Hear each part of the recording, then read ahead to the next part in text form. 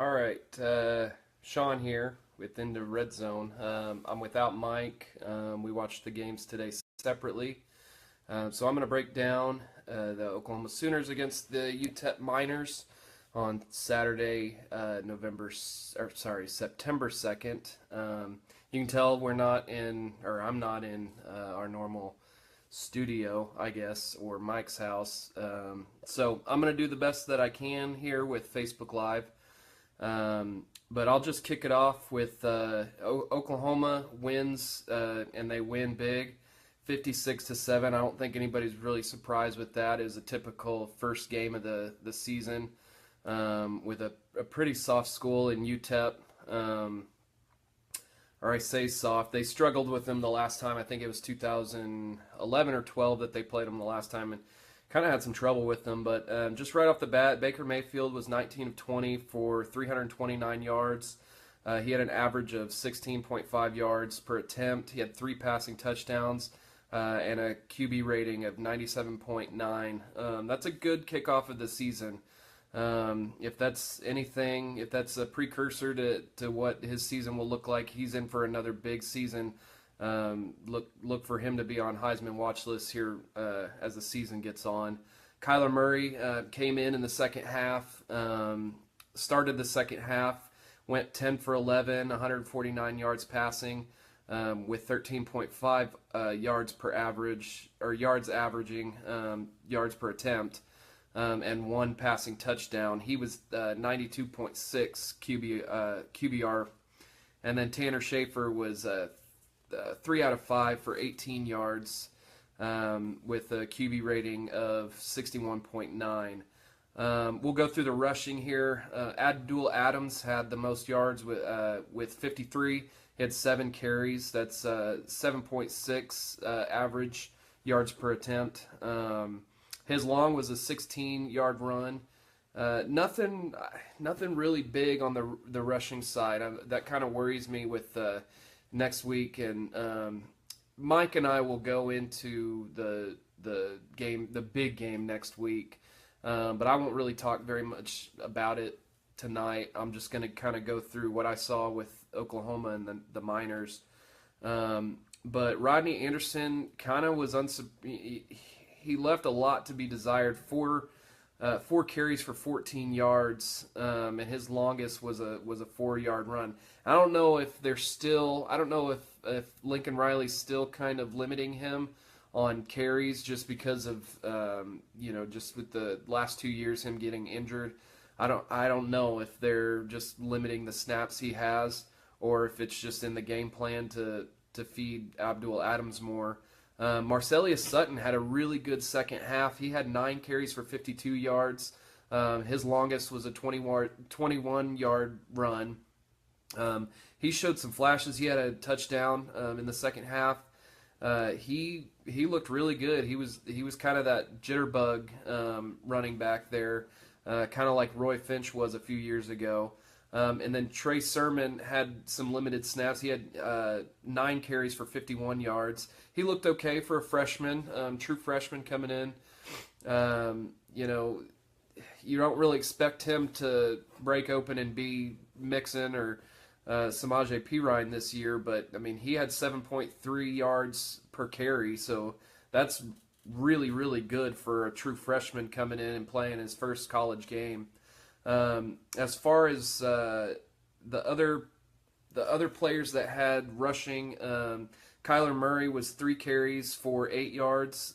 Dimitri Flowers surprisingly had a package for Dimitri Flowers to come in. It was kind of that jumbo Blake Bell package, and I'm really hoping that they expand on that role come Big 12 play, and he really surprised me, or not really surprised, because if you go back and look at the Iowa State game last year, they had to lean on him, and he just surprises. He's never been a college running back, so you don't expect him to go off for very much, but he's a hard guy to take down.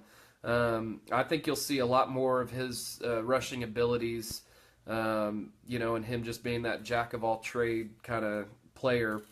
Najee Bassoon came in the second half, kind of had some mop-up duty. I mean, really, second half was mop-up duty as soon as the third quarter started, but he had 3 carries for 4 yards. Jackson Eulis had his first rushing touchdown, and I believe his first touchdown of his college career. He was the walk-on fullback who just got on scholarship just this last week, their last week of fall camp.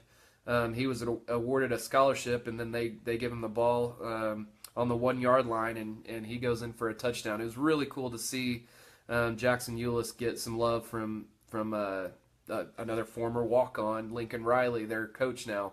Baker Mayfield had 2 carries for -8 yards. I think he'll take it as it comes, take the running game there as it comes. He didn't really have to do too much today, so I'm not really worried about the -8 yards. He's going to have some games like that. I would like to see the QB draw scheme a little bit more, but again, we saw a very vanilla offense today. They're not going to show their hand too much because next week you've got to save any kind of scheme that you can think of for Ohio State. They did a lot offensively, but I think there was a lot that they still could have done that they didn't. Looking at receiving, Mark Andrews had a huge day. 7 receptions for 134 yards. His long was a 45-yard catch. I mean, just the first big play of the game, and Baker Mayfield throws it over the middle, and Mark Andrews just reaches out and catches it. He's going to have a huge year. He had 1 touchdown, and he's just showing. I don't know if many people know this, but Mark Andrews is type 1 diabetic, and Cale Gundy was saying in their coaches show earlier this week that he can't be that player that plays 30 or 40 snaps a game. He just can't do it. So the stuff he did today was phenomenal. I mean, seven receptions, 134 yards is all. If he does that every game, then we're going to be okay. Jeff Badette had 4 receptions for 91 yards. His longest was a 51-yard. Lee Morris, the other Allen High School stud out of Allen, Texas, he came out with Kyler Murray. Another thing you heard was if you go back and look at Kyler Murray's high school highlight film, Lee Morris is the guy that Kyler Murray's throwing all those touchdowns to. Abdul Adams had another catch for 34 yards. Marquise Brown had 3 catches for 32 yards. Grant Calcaterra had a pretty good showing for a true freshman. I expect him. I told Mike yesterday or the day before, Thursday or Friday, 2 names to look out for are CeeDee Lamb and Grant Calcaterra. And he texted me right after Calcaterra's touchdown and said, "There's your guy." And I'm really excited about him. Marcellus Sutton had 2 catches for 29 yards. Jordan Smallwood, a lot of people are waiting for him to kind of emerge. This is his senior year, so his time to shine. He had 3 receptions for 26 yards. A serviceable receiver. I think he could kind of fill into that. I know he's an outside receiver, but he could kind of take on that third down receiver type role if he can catch what's thrown to him. CeeDee Lamb, another name that I've been really excited about. 3 catches for 21 yards. He had a touchdown. Really excited about him starting. And then Dimitri Flowers had a catch for 18 yards. And then another walk-on that I don't really know too much about is Chase Neville. He had 2 catches for 13 yards, 7-yard long. Jeff Mead, I was pretty disappointed. He had 1 catch for 12 yards. Rodney Anderson pulled in 1 for 9 yards. And Miles Teese had 1 catch for 5 yards. That's another walk-on that Lincoln Riley was talking about a little bit in training camp. Fumbles, Marquise Overton had the only fumble reception, or he hopped on a fumble. And then getting into defense, the tackles, Obo Okoronkwo had 4 total tackles, 3 solo. a sack and a tackle for loss. Those are pretty good numbers for the first game. I'd like to see the tackles for loss and the sacks get up there a little bit more, as I know that he's better than that. Emmanuel Beal had a lot of criticism during the game in one of the chat rooms that I kind of peek in on during the games. He was up there with 4 total tackles, 2 solo tackles, and point and a half of a tackle for loss. He's a guy that's gonna get the numbers because he's right there on the second unit. He's an outside linebacker that people are gonna run the ball to, so he's gonna get the numbers. Tyrese Lott is another true freshman. He had 4 total tackles. You're gonna see a lot of freshmen, sophomores getting a lot of numbers in this game because by halftime, like I said, it was kind of what you would call mop-up duty. The Sooners never really, I think they led at 34-7 at halftime, so they were never really in danger of losing the lead. So Stephen Parker had 3 total tackles. 3 of those were, or all of them were solo tackles, and he had 1 pass defense. That's pretty much, looking down here, any other freshmen that got in on the action. Mark Jackson had a QB hurry. He looked pretty quick.